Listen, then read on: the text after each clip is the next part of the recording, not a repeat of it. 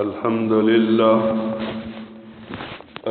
لله وكفى وسلام على عباده الذين اصطفى خصوصا على سيد الرسل وخاتم الأنبياء أما بعد فأعوذ بالله من الشيطان الرجيم بسم الله الرحمن الرحيم قال الله تبارك وتعالى في كلامه المجيد وذكر فإن الذكر تنفع المؤمنين صدق الله مولانا العظيم إن الله وملائكته يصلون على النبي يا أيها الذين آمنوا صلوا عليه وسلموا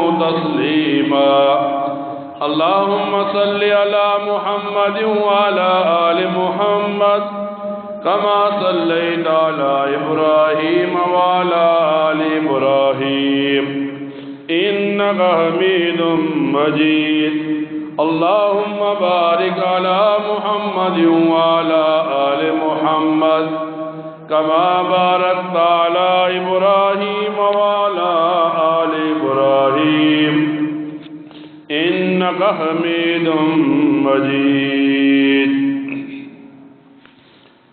قرآن کریم کی ایک آیت مبارکہ کا ایک حصہ تلاوت کیا۔ اللہ رب العزت ارشاد فرماتے ہیں وَذَكِّرْ فَإِنَّ الذِّكْرَ تَنفَعُ الْمُؤْمِنِينَ، نصیحت کیجئے پس نصیحت ایمان والوں کو نفع دیتی ہے۔ مفسرین لکھتے ہیں قرآن کریم کی تفسیر کے تحت کہ جب دنیا کے اندر ایک آدمی دوسرے آدمی کو کوئی بات کہتا ہے جس سے اگلے آدمی کی ذات کو نفع پہنچ جاتا ہے یا جس کی وجہ سے اگلا آدمی کسی نقصان سے بچ جاتا ہے تو اس بات کو شریعت کی اصطلاح میں نصیحت کہتے ہیں۔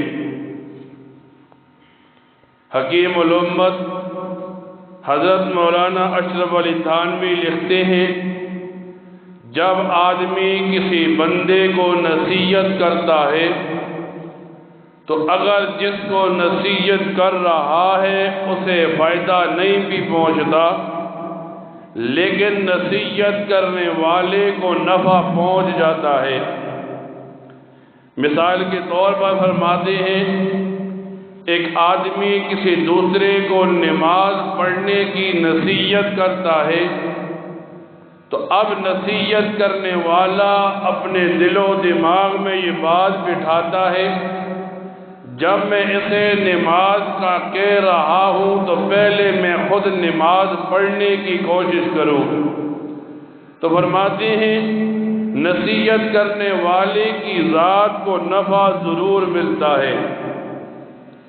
پھر جب دنیا کے اندر ایک انسان کسی کو نصیحت اور اچھی بات کرنے کی کوشش کرتا ہے شریعت مطالعہ اس بندے کی تعریف کرتی ہے۔ انسان تو دور کی بات ہے، قرآن کریم کے اندر اللہ تعالی ایک جانور کا تذکرہ کرتے ہیں پھر تعریف کرتے ہیں کہ حضرت سلیمان علیہ السلام کا زمانہ ہے۔ سلیمان علیہ السلام کا لشکر کسی راستے سے گزرنے والا تھا تو ایک چیونٹی کھڑی ہو گئی اور باقی چیونٹیوں کو مخاطب کر کے کہنے لگی یہاں سے کچھ وقت کے بعد سلیمان علیہ السلام کا لشکر گزرے گا، تم اپنے سوراخوں اور بلوں میں داخل ہو جاؤ، ایسا نہ ہو کہ تم ان کے پاؤں کے نیچے آ کر مر نہ جاؤ، رو نہ دی جاؤ۔ تو اللہ تعالیٰ نے چیونٹی کی اس نصیحت کو اٹھایا قرآن کریم کی آیت بنا دیا اور یوں بتایا نبی علیہ السلام کو، یا ایھا النمل ادخلوا مساکنکم۔ قرآن کریم کے اندر بار بار بندہ چیونٹی کی اس نصیحت کو پڑھتا ہے۔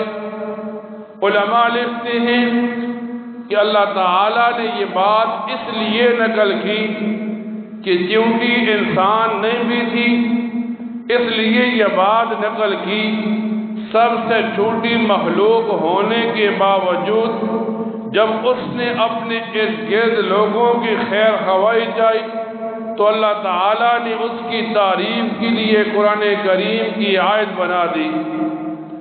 اب ایک آدمی دنیا کے اندر آتا ہے، دنیا کے اندر آنے کے بعد اس کے لیے راستے کھول دیے جاتے ہیں۔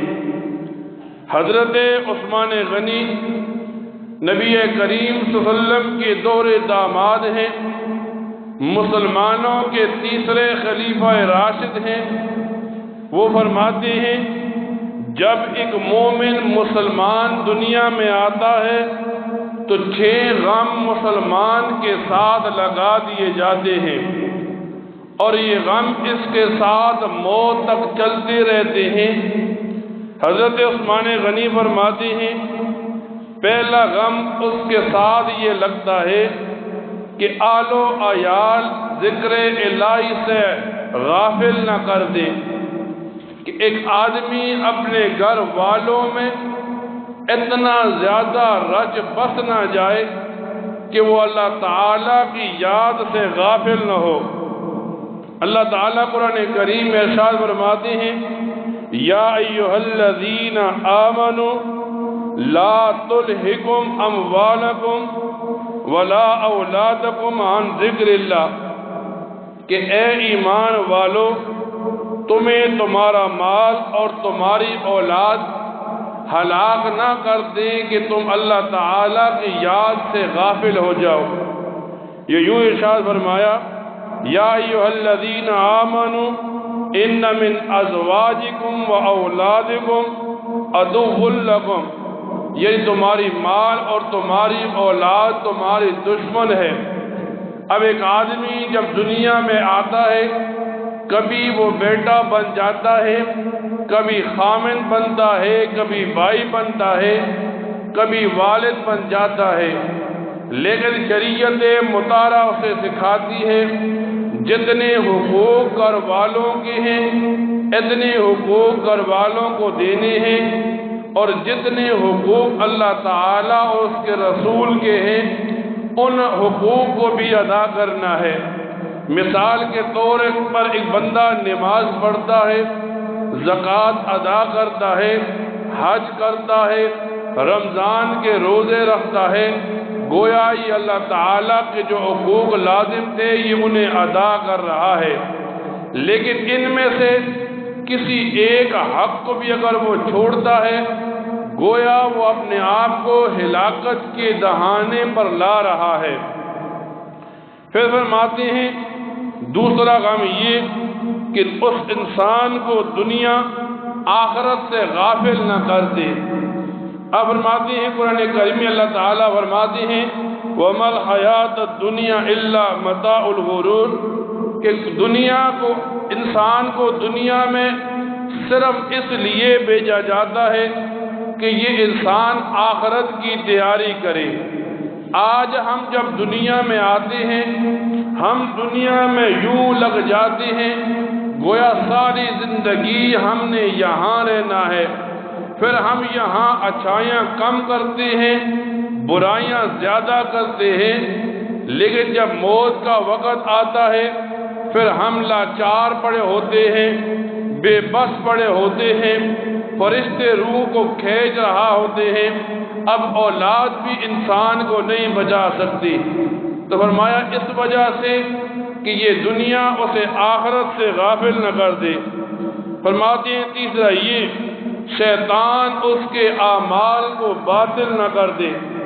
آج کل دنیا کے اندر آدمی نیکی کرتا ہے پھر شیطان ایسا گناہ کرواتا ہے کہ آدمی کی نیکی زائل کروا دیتا ہے۔ مثال کے طور پر یوں بھی آتا ہے حدیث کے اندر، نبی علیہ السلام فرماتے ہیں ایک آدمی نماز پڑھ رہا تھا جلدی جلدی میں، پھر اس کے ذہن میں یہ بات آئی مجھے کوئی دیکھنے والا ہے، کوئی بندہ بیٹھ کر مجھے دیکھ رہا ہے۔ اس نے نماز کو آہستہ پڑھنا شروع کر دیا، طریقے کے ساتھ پڑھنا شروع کر دیا، تو نبی علیہ السلام فرماتے ہیں یہ بندہ شرک کرنے والا ہے، اس کی یہ نماز ضائع ہو گئی۔ ایک آدمی گھر سے چلتا ہے، نماز کے لیے آتا ہے، پھر مشکلات اٹھا کر نماز پڑھتا ہے، اب نماز میں واجبات کا، سنن کا اسے پتہ نہیں ہوتا، جب نماز پڑھ لیتا ہے حدیث مبارکہ میں آتا ہے نماز کے بعد یہ نماز کالے کپڑی کی طرح اس آدمی کے چہرے پر مار دی جاتی ہے، یعنی نیکی کی تھی، شیطان نے اس کے عمل کو ضائع کر دیا۔ یوں آتا ہے ہمارے معاشرے کا ناصور یہ ہے، ہم جس کے ساتھ نیکی کرتے ہیں پھر ہم چاہتے ہیں ساری زندگی ہماری یہ نیکی کو جتلاتا رہے۔ مثال کے طور پر رمضان آئے گا، ایک آدمی زکوٰۃ نکالے گا، کسی آدمی کو 10 20 30 ہزار زکوٰۃ یہ دے گا، اب زکوٰۃ کے پیسے دینے کے بعد پورا سال اس کے ذہن میں یہ گھمنڈ رہے گا سامنے جو غریب ہے جسے میں نے زکوٰۃ دی یہ مجھے سلام کرتا رہے، جب میں کسی مجلس میں جاؤں یہ مجھے عزت دیتا رہے، جب راستے میں کہیں سامنے سے آئے کھڑا ہو کر میری عزت کرے۔ اب اس آدمی نے فریضہ ادا کیا، اگر زکوٰۃ نہ دیتا اس کا مال ناپاک ہو جاتا، اس کا مال اس کی اولاد کے لیے بھی مشتبہ بن جاتا۔ اس آدمی نے فریضہ ادا کرنے کے بعد بھی اس نیکی کو یوں جھٹلا دیا، شیطان نے دماغ میں بٹھا دیا تو نے اسے اپنا مال دیا ہے، اب پورا سال تو اس سے عزت کرواتا رہے۔ تو آدمی نے نماز پڑھی، کسی کے دیکھنے کی وجہ سے نماز لمبی کی، نماز ضائع ہو گئی۔ ایک آدمی نے زکوٰۃ دی، زکوٰۃ دینے کے بعد شیطان نے یہ حربہ کیا، اب اس کے وہم میں ہو گیا یہ آدمی پورے سال میری عزت کرے گا، اٹھ اٹھ کر مجھے سلامیاں پیش کرے گا، اس کی زکوٰۃ ضائع ہو گئی۔ فرماتی ہیں حضرت عثمان غنی چوتھا غم مسلمان کے ساتھ یہ لگا دیا کہیں کرامن کاتبین اس کی غلطی نہ لکھ لیں۔ آج جب ہم اس معاشرے میں پہنچ گئے ہم گناہ زیادہ کرنے کی کوشش کرتے ہیں، آنکھ سے گناہ کرتے ہیں، کان سے گناہ کرتے ہیں، زبان سے گناہ کرتے ہیں۔ اب ایک آدمی کی آنکھ کا گناہ، کان کا گناہ، زبان کا گناہ اس آدمی کو جہنم کے قریب کر دیتا ہے۔ زبان سے غیبت کرتے ہیں، کان سے غیبت سنتے ہیں، آنکھ سے زنا کرتے ہیں اور پھر سمجھ لیتے ہیں ہم نیک ہیں۔ ہمارے معاشرے کا یہ ناصور ہے۔ مثال کے طور پر آپ دیکھیں، ہم ایک گاؤں میں رہتے ہیں، ایک محلے میں رہتے ہیں، ایک خاندان میں رہتے ہیں۔ شریعت ہمیں بتاتی ہے جس عورت کا کسی مرد کے ساتھ نکاح ہو سکتا ہو اس عورت کا پردہ کرنا فرض ہے۔ آج ہم یہ سمجھتے ہیں فلاں ماموں کی بیٹی ہے پردہ کیوں کریں، فلاں چاچے کی بیٹی ہے، فلاں بھابھی ہے پردہ کیوں کریں۔ شریعت کہتی ہے بے ماسی کی، خالہ کی، مامی کی یا بھابھی کو دیکھنا اس مرد کے لیے حرام ہے جیسے کسی غیر محرم عورت کو دیکھنا حرام ہے۔ تو ہم نیکی سمجھ کر رہے ہوتے ہیں اور ہمارے اعمال میں گناہ لکھی جاتے ہیں۔ فرماتے ہیں پانچواں غم یہ کہ کہیں میری موت غفلت میں نہ آ جائے۔ آج ایک آدمی دنیا میں اتنا رچ بس گیا، جب کسی آدمی کی موت آتی ہے موت کے وقت اس آدمی کو موت یاد نہیں رہتی۔ آج تو معاشرے کا یہ ناصور ہے، ہم ایک آدمی کو قبر میں اپنے ہاتھوں سے اتارتے ہیں، منو مٹی کے نیچے دفن کرتے ہیں، لیکن پھر کیا ہوتا ہے وہاں قبر پر ہی لوگ آپس میں گپے لگانا شروع کر دیتے ہیں، ہنسی مذاق شروع کر دیتے ہیں، حالانکہ یہ عبرت کی جگہ ہے۔ کل جسے تو اپنا بھائی کہہ رہا تھا، جسے تو اپنا باپ کہہ رہا تھا، آج تو نے اسے اکیلا ایک کوٹھڑی میں چھوڑ دیا۔ سوچ کل تو یہاں پہنچے گا، تیرے ساتھ کیا معاملہ بنے گا۔ فرماتی ہیں چھٹا یہ کہ ایک انسان کے ساتھ یہ غم لگا دیا کہ اللہ تعالیٰ کی خفیہ تدبیر کیا ہوگی۔ فرماتی ہیں اب انسان کو پتہ ہونا چاہیے اللہ تعالیٰ کس عمل پر راضی ہوتے ہیں، انسان کو پتہ ہونا چاہیے اللہ تعالیٰ کس عمل پر ناراض ہوتے ہیں۔ تو فرمایا انسان کے لیے ایک نمونہ نبی علیہ السلام کی ذات بنا کر بھیج دیا، صحابہ کرام کے اعمال بنا کر بھیج دیے۔ اب ایک آدمی چاہتا ہے میں دنیا میں رہوں، جب دنیا سے جاؤں تو میں ایسا جاؤں کہ کامیاب ہوں۔ فرمایا اسے بتایا اب یہ تو مسلمان ہے، خوشی کا موقع ہے، غم کا موقع ہے، ہمسائے میں رہتا ہے، گاؤں میں رہتا ہے، تو نے وہ طریقہ اپنانا ہے جو نبی علیہ السلام نے اپنا کر دکھا دیا۔